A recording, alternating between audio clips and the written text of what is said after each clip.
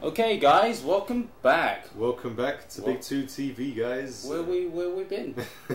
Where have we been? I think you guys have drained the life of us. Completely sapped it out. Oh my goodness. Yeah, I mean, the Uncharted 2 tournament, if any of you guys weren't aware, obviously took place a number of weeks ago. Yeah, felt like a month ago now. Felt like a month ago now, but mega busy time for us trying to get things sorted. Within the planning stages, organising it at the time, hosting the matches, and just getting everything together took a great deal of effort, more than we expected, wasn't it? More than expected, but it's worthwhile. Well worthwhile. Definitely worthwhile.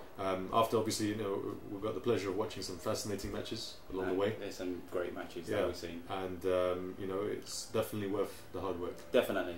And I mean, obviously, without further delay, we've got the tournament final to present. The final, finally. And the two teams facing off in the Uncharted 2 2011 tournament is Team SoG Positive versus OmG. OmG, that's right. It's a best of 5 match. Best of 5, yeah. The standard matches leading up to the final were best of 3, but this one was best of 5 with 2 additional maps of the which are chosen by the actual teams who are in the final as well. Mm-hmm. So very, very interesting. Now, without further delay, we're going to play the very first map on Lost City, and you can watch the action in full force, folks. Let's get this started. Yeah, if you want to watch it, just mute what we're saying. Let me just commentate through it. Exactly. We're going to give you some basic commentary about the some of the stuff happening in the game and our thoughts. Our thoughts and their path to the final. Definitely. I mean, that's a very interesting one, isn't it? Both of them are very interesting stories. Very interesting story indeed. I mean, Team SoG initially started with as 2 separate teams. That's right. When we first did the recruitment phase for the tournament, SoG Positive weren't actually known as that. There was a team by Abadizi entered into the tournament, and a team by Force Tracks entered into the tournament. 2 separate teams. I'm not sure what happened, but they decided to join forces, or a fusion, or a fusion of the teams. And so, I'm not sure that I got the impression they hadn't played with each other that much, but it worked out fantastically well. God. And it got them all the way to the final as well. So in style, I must have to say, in style, in excellent style. I mean, I played with these guys a couple of times. Number one, they're a great bunch of guys. 2, before they started the tournament, and throughout the tournament, they told me that their approach was they're going to be aggressive and push the pace. Really? Wow. Yeah, okay. Push the pace throughout. Yeah. That was going to be the style. There's going to be minimal camping, and they're really going to take it to the opponents. Basically, so we like nice guys. We like nice guys, especially online nice guys. It's rare these days. It's really rare these days. Yeah, and honestly, these guys are a great bunch. Abadizi. He's ranked number 20 in the world in terms of kills. Oh wow, really? With a kill death ratio that's close to 3, and he's one of the most humble, nice guys you'll ever meet. Doesn't trash talk. Obviously, he murks people on a regular basis. I think he has another account where he's abusive. He's abusive. His personality account. Yeah. Do you know what? No, honestly, I think he's just all in all nice guy. Yeah, no, and so is the rest of the boys. Yeah, Fantastic bunch of guys. Nice guys. And their path to the final was not easy, was it? No. A very, very tough first round DT French team, was it? French team, yep. Not an easy, led by Dr. House. Dr. House. And these guys, that was most of the time you're coming into a tournament, you want the first round to be almost a warm-up match, just to get you into the flow, and you get rid of the early sort of jitters and nerves. But not our tournament. This tournament was full of killers. Yeah, and by no means with this opening round match as well. I think one of probably the toughest opening round matches actually, because not only they dropped their first map. They lost their first map in Temple. Oh, was it 2-1? Was it? And they actually had to come back from 1-0 down to win that match 2-1 overall. Excellent. And every single one of the maps was close. Okay. So by no means was it a difficult. By no means was it an easy first round match. Then they had the PWA Married Madness team. That's right.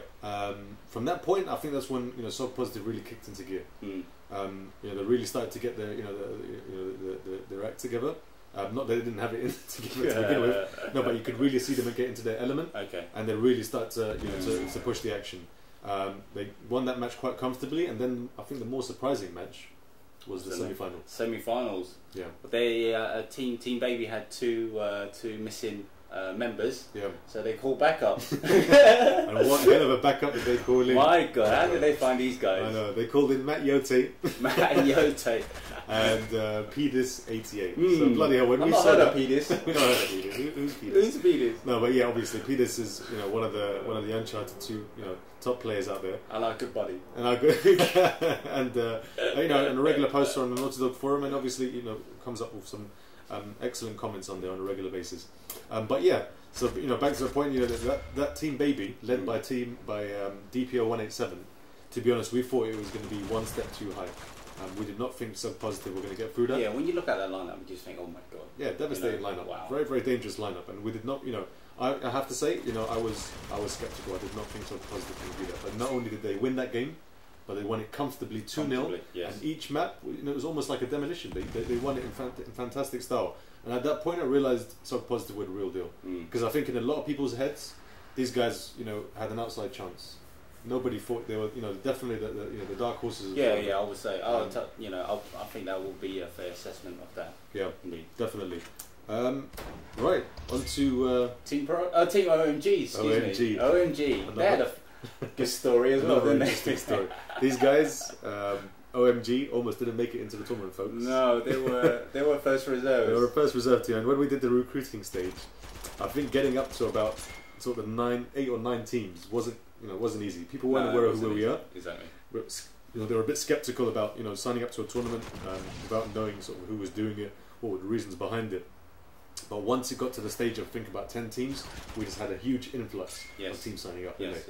And I think OmG literally just missed out on that final spot, and they were a reserve team.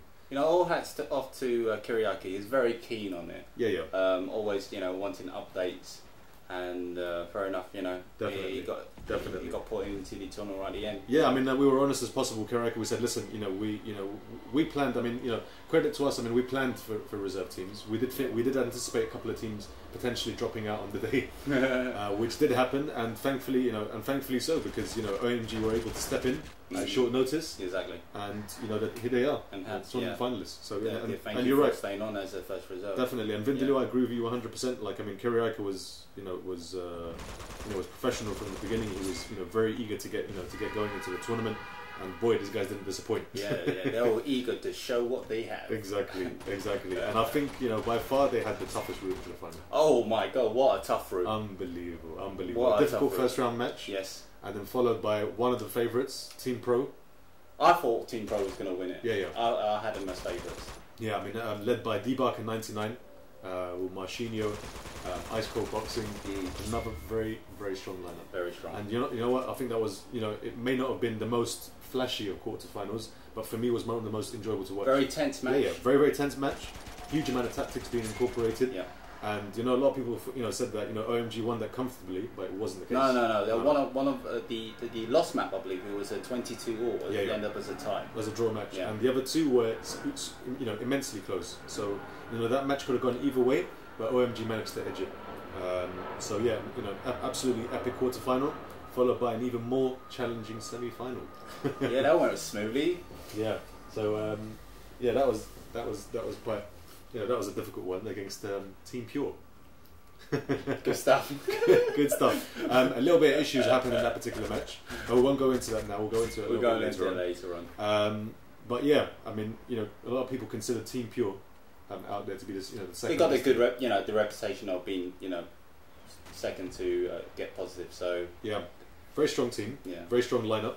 But I think the best thing about Team Pure is not their individual plays, but the way they play as a unit. They play fantastically as a unit, dominate areas, and able to move into other areas and control parts of the map very, very well.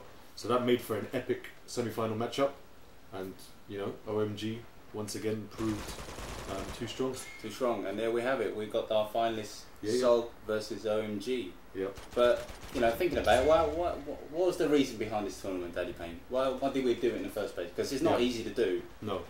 16 teams. That's 80 players overall. We had to gather into this tournament. So what was the reasoning behind it? For putting it together. Yeah. I mean, it's like I'm sure a lot of people are wondering that same question. I mean, it's not we didn't get paid to do this tournament. No, hell no. It wasn't something that was going to be the only reward that we got out of it basically was trying to boost the community. Yeah. And trying to get something going for the Uncharted community, which we think it deserved. Yeah, definitely. Because you see, people talking about COD and what have you, and yeah, exactly. And this is so underrated, and in my opinion, is so much better. Definitely.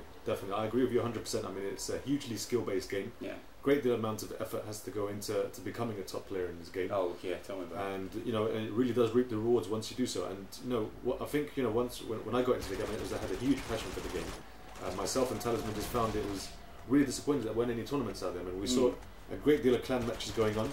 With some of the once again about no tournaments. Is it because we were too lazy to look for it, or? Well, no. Do you know what? No, I disagree on that one actually, because we did look. We did look. Okay. We did look, and there were groups out there who attempted to try and get something going, but it never materialised.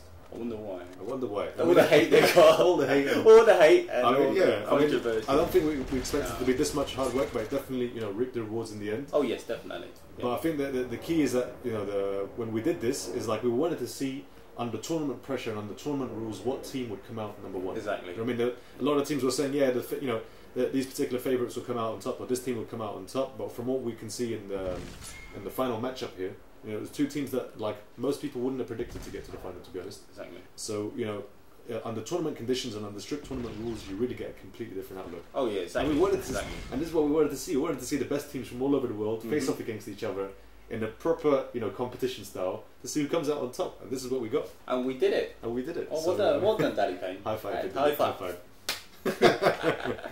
So yeah, it's made for an absolutely epic tournament.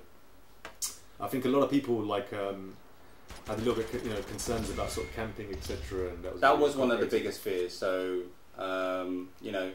pulling on power weapon it sort of got rid of it, really, didn't it? Definitely, and I think you can tell just by looking at the final matchup here. Very little camping incorporated. Both teams are really going for it, pushing the pace, pushing the action, and trying to go for it and get the win. Do you know what I mean? Exactly. What I like is when you see a team leave nothing on the line. You know what I mean? A team's really going for it and trying to get that win, regardless of what anybody else thinks of them. They're going for it. So that's fantastic. Oh, you know what? This bit is where Ivan gets his multi kills with a sniper rifle again. Yeah. Yeah. Oh, just missed a little cooldown there. Watch this bit. Oh yo. Oh my goodness. Lovely. Styling it out again. Fantastic. Do you know what? This guy did one in a previous match as well. Ivan is a beast with a sniper rifle. I mean, they're all beasts with a sniper rifle. There was a moment with D-Bark in 99 as well, wasn't it? Yes. Was it the first round? I can't remember if it was the first round or if it was against Team OmG actually. But yeah, it was quite an epic moment, to be honest. So anyway, that's the end of this the first round match on Lost City. As you can see, OmG took that map. So follow us now, guys, to part 2. Where they play on Sanctuary. Where part 2 takes place on Sanctuary, guys. See you there. See you there.